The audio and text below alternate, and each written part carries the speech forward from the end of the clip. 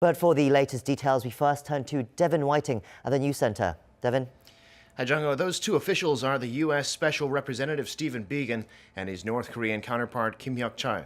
According to the State Department, they're making preparations for the summit set for February 27th and 28th in Vietnam.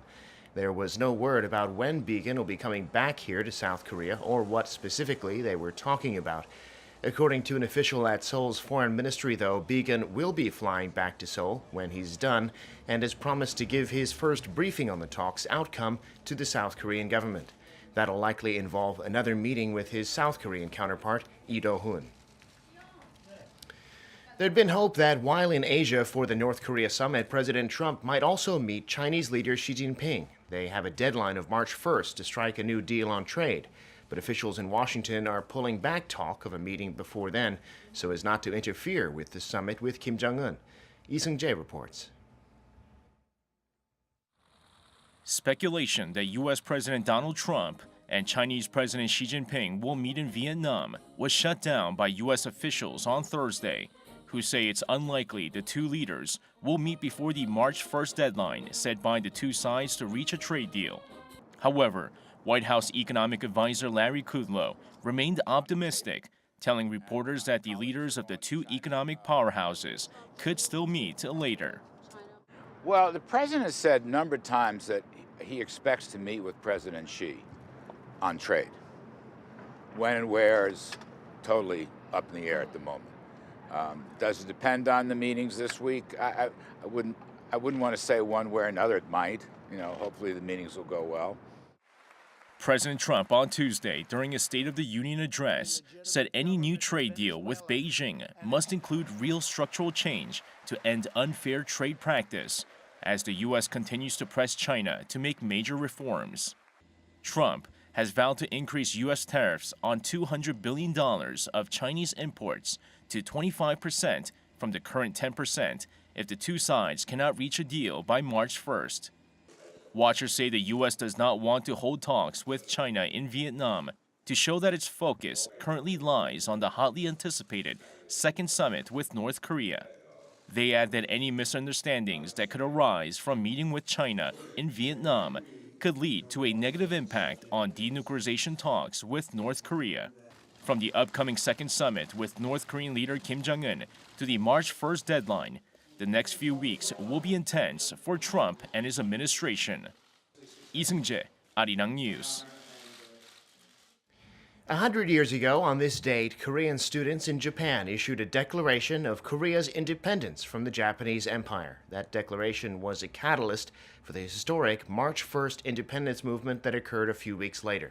Today, for the February 8th declaration, commemorations were held at the Korean YMCA buildings in Tokyo and Seoul at 11 a.m. local time. The event in Tokyo was attended by around 250 people, including the South Korean Minister of Patriots and Veterans Affairs, Pyeongchang. The ceremony in Seoul was attended by around 400 people. President Moon Jae-in held a luncheon meeting this afternoon with local and regional government leaders at the Blue House, where he once again emphasized the importance of boosting the nation's regional economies. Have a listen. 정부가 목표로 하는 혁신적 포용 국가가 성공하기 위해서는 무엇보다 지역이 잘 살아야 합니다.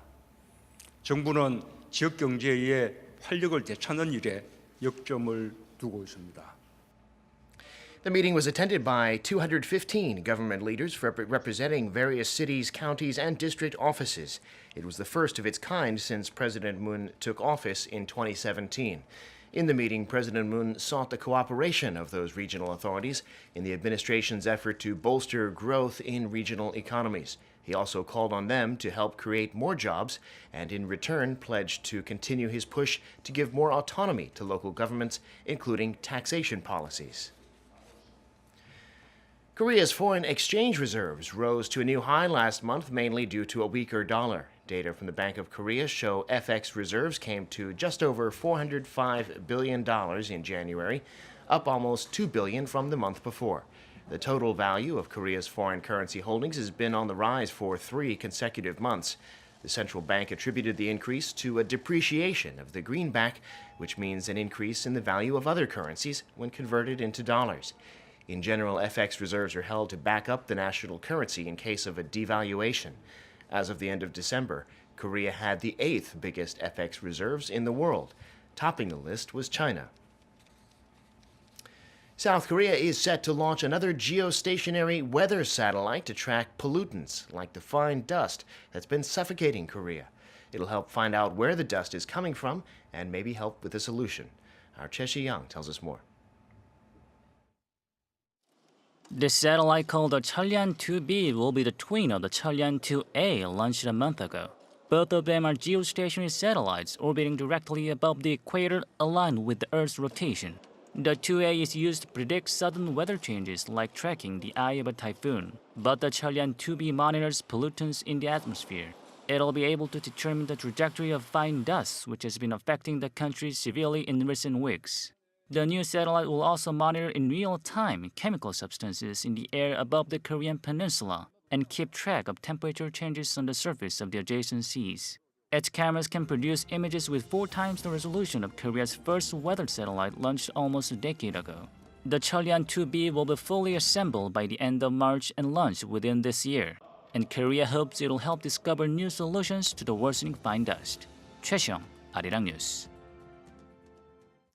South Korea is holding a range of cultural events to celebrate the first anniversary of the Winter Olympics in PyeongChang. Last year's games were more than sport. With North Korea joining in, they helped build peace. Our Won Jung-hwan tells us more.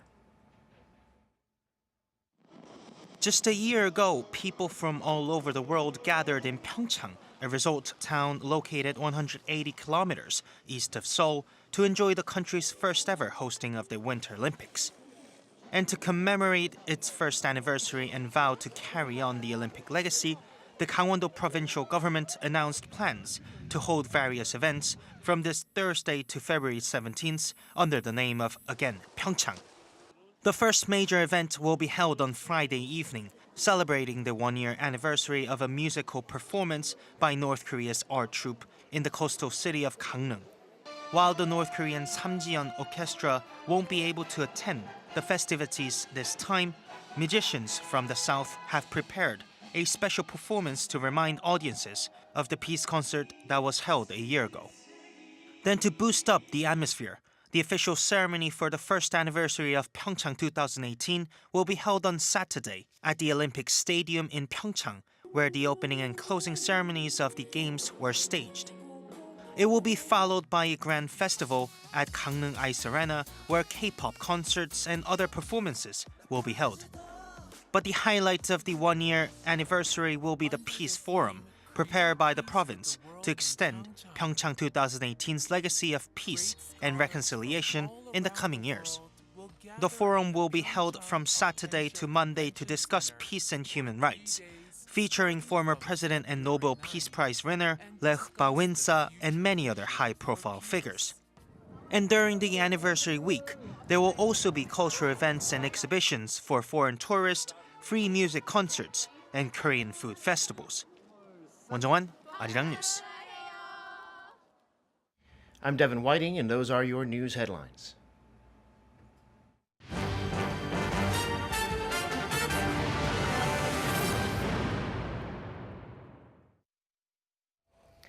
As mentioned earlier, it's the third day of working-level talks between North Korea and the U.S. after Washington's top envoy departed for Pyongyang on Wednesday.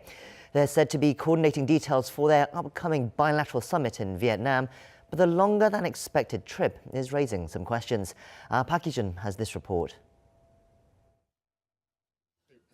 According to U.S. State Department Deputy Spokesperson Robert Palladino in a Thursday briefing, Special Representative Stephen Biegun is still in Pyongyang to discuss the Kim-Trump summit with his North Korean counterpart Kim Hyok-chol. These meetings are to prepare for the President's second summit with Chairman Kim and to make further progress on the commitments that the President and Chairman Kim made at their first summit in Singapore, including complete denuclearization, transformation of the United States-North Korea relations, and building a lasting peace mechanism on the Korean Peninsula. He said nothing about when Biegun will leave the North or about the agendas to be discussed by the two leaders in Vietnam. But the negotiators in Pyongyang are believed to be searching for concessions that can satisfy both sides. In addition to concrete denuclearization measures, Washington is believed to be demanding the regime to dismantle all of its missiles, including its medium and short-range projectiles. President Trump reportedly raised the issue to North Korea's top negotiator Kim Yong-chol when he visited Washington last month. The North, on the other hand, has been demanding the U.S. to remove its economic sanctions on the regime. The talks could be wrapped up as early as Friday or extended to the weekend. Instead of heading straight back to Washington, Biegun is expected to make a stopover in Seoul. A foreign ministry official told reporters on Thursday that the U.S. envoy has promised to brief the South Korean government first on the details of what was discussed. And that's likely to involve another set of working-level discussions with his South Korean counterpart, Lee Do-hoon. And according to Japan's Kyodo News, Tokyo's top nuclear envoy Kenji Kanasugi is scheduled to visit Seoul on Friday to meet his South Korean and U.S. counterparts during his stay. If these follow-up talks do take place, they're expected to draw up a new strategy for the Vietnam summit based on the Pyongyang negotiations. Park Hee-jun, Arirang News. Now to look further at these latest developments, we have with us Dr. Woo Jung-yup, a research fellow from the Sejong Institute. So welcome back to the show today. My pleasure. So the U.S. Special Representative on North Korea, Stephen Biegun, has now been in Pyongyang for 3 days carrying out working-level talks to prepare for the North Korea-U.S. summit. Now, when he first left for Pyongyang, we weren't sure how long he was going to be, but we expected maybe a day or two. But now he's there for a third day. And although there are some reports that say he might come back today, we don't actually know how long he's going to be there for. So what do you think why do you think it's taking so long for him to be there, these negotiations? I think it's one good aspect of having this negotiation at Pyongyang with the U.S. Special Representative there as long as he wants to be there. Because in from the past experiences that if North Korean delegations are not satisfied with the process of the negotiations, they can just leave the table and go back to Pyongyang, and then there is no more negotiations possible. So now, U.S. representatives are now in Pyongyang, and there is no way that Pyongyang can just leave the table. So I think that it's one way that U.S. demand North Korea to be on the table and continue the negotiation with the Pyongyang as long as Mr. Biegun wants to have the negotiation. So I think that that means that Mr. Biegun can demand North Korea to negotiate with the United States as long as he wants. So I think that's the one good aspect. But we don't know yet whether that the content of the negotiation is proceeding well as expected by the United States or not. So I think we have to see after he comes back to Seoul or the United States and debrief both governments. We heard in the report just now that there are suggestions that Trump told senior North Korean official Kim Yong-chol during his visit to Washington last month that the U.S. is demanding the regime to dismantle all of its missiles, including its medium and short-range projectiles. Does that sound right to you? So I think we have to see whether that report can be confirmed with reliable sources. However, there are two things that, first, the reason why we demand North Korea to give up the nuclear weapon is that because having nuclear weapon is illegal by non-proliferation treaty signed by almost all countries in the world. So because North Korea defects from the NPT and making nuclear weapons of their own, that is why international community is penalized North Korea. But there's no such treaty in about missile systems, and there are some missile systems banning the test and making the missiles of certain kinds. But many countries have their own missile systems to defend their own. So I think North Korea has some legitimacy to own certain kinds of missiles. So it might be difficult for the U.S. to demand North Korea to give up all the missile systems. So I think that the important part is to remove the nuclear warheads that can be loaded on the missile systems, but not the missile system itself. So I think that the report about demanding North Korea to give all the missile systems might be too much for North Korea to accept. So I think that the reports might be false, or President Trump demand North Korea to give up whole missile systems, but in the end, he might expect that North Korea to give up the intercontinental ballistic missiles. It's a typical kind of negotiation tactic, maybe, where you start off with a high number and the opposite person starts with a low number, and then you whittle down to some sort of middle ground. Yes. What do you think North Korea are wanting from these negotiations as well? Because in that report, they said they want sanctions to be lifted. But if they go like this, we can't expect all sanctions to be lifted, can we? So now Mr. Biegun has explicitly mentioned before he went to Pyongyang that United States is not thinking about lifting sanctions until the full denuclearization of North Korea is achieved. So now the U.S. is providing more of political or diplomatic measures to North Korea on the while that North Korea is, as you mentioned, that wanting to have all the sanctions lifted or weakened. So I think there are huge differences between two countries, that United States is not going to lift the sanctions, but North Korea is demanding U.S. to lift the sanctions. So I think the first reconciliation that they have to achieve is how they are going to find the middle ground on those differences. So I think it will take some time for two countries to find the middle ground, and I think it's very difficult to find the middle ground with this short period of time of the negotiations. So I think we have to see whether it is really possible for them to find the middle ground this time. You say it's very difficult. Then what do you expect to come out of these negotiations then? So North Korea's position is like this, as stated in Pyongyang during statement that North Korea already took some measures like dismantling Punggye-ri and the Dongchang missile engine site. And by doing that, North Korea expected United States to provide declaration to end the war or certain kind of improving the bilateral relations between North Korea and the United States. So from North Korean point of view, it's now U.S.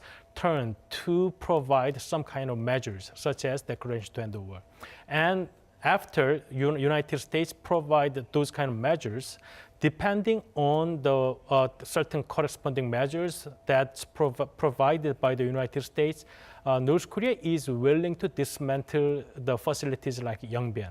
And when North Korea mentions about the U.S. corresponding measures, they are talking about easing the sanctions. And United States is not ready to provide the lift of sanctions. So I think that currently the most discussions is about Punggye-ri, Dongchang-ri, and the political and the diplomatic measures that U.S. can provide. So now two countries have like huge differences in terms of what would be the so-called corresponding measures for the process of denuclearization of North Korea. I guess we'll have to be patient to wait and see what comes out of it. So far at the moment in North Korea, there's been no word from the official state media of Biegun's trip to Pyongyang, and also no mention of the announcement of the date for this next U.S. North Korea summit that was announced by Trump at his State of the Union address. Why do you think the North Korean media have not really mentioned anything like this yet? So from the past experiences, the North Korean media has not reported all the diplomatic events right away. So when Kim Young-chul visited Washington, D.C. and met President Trump and came back, it did not report until that Kim Young-chul actually reported to the Kim Jong-un. So it was like several days after Kim Young-chul came back from DC. So I think that the Steve Biegun's visit to Pyongyang would not be in the North Korea's report until North Korea believes that it would be in their interest to report to the public. So I think that until that the meeting with the President Trump is finally confirmed, North Korea would not report to the public that there's going to be a second meeting between President Trump and Kim Jong-un. Looking ahead to this summit as well, it was previously said that Trump might have also been joined by Xi Jinping in Vietnam along with Kim Jong-un, because Trump had previously said that he was hoping to have trade talks with Xi at the end of the month. But now it looks like that speculation has been ruled out after Trump confirmed that it's unlikely that it's going to happen. He said it, if I quote directly. But it seems, I mean, why do you think that has changed? What do you think has changed? The reason that there was a speculation, and also the President Trump mentioned the possibility of meeting with the President Xi at the end of February, was that there was this like deadline for the trade talks, that they have this 90 days of truce to impose another tariff on the Chinese imported goods to the United States. So before March 1st, that there should be some kind of deals made between United States and China to avoid any additional tariff on Chinese goods. So I think that is why President Trump mentioned that there should be some kind of meetings with the President Xi at the end of February. But now I think the U.S. believes that it's not in U.S. interest to mingle two summits at the same time, because by mingling the two meetings at the same time, that it would be in China's interest to use North Korean issues as a leverage to talk with the United States with regard to the trade issues. So I think the U.S. officials suggest to the President Trump that it would be in U.S. interest to separate those two issues. That is why U.S. is not having meetings with the President Xi at the end of February in Vietnam. There was speculation about Xi was going to come to Vietnam. There was even speculation that South Korean President Moon Jae-in would go as well for four-way talks, so they can discuss perhaps the end of war agreement as well. But was that always going to be an unrealistic target for this summit? So there was two reasons why there was a high possibility that the other two country leaders, like President Xi and President Moon, can join in Vietnam. First one is, as we just talked, that there's a possibility that President Trump could meet President Xi at the end of February in Vietnam. And also, Mr. Biegun made a speech at the Stanford University the other day that it's time to end the war on the Korean Peninsula officially. So that is why we have this possibility. We saw this possibility that there's going to be like four-way talks for the declaration to end the war. However, now Chinese participation is not possible.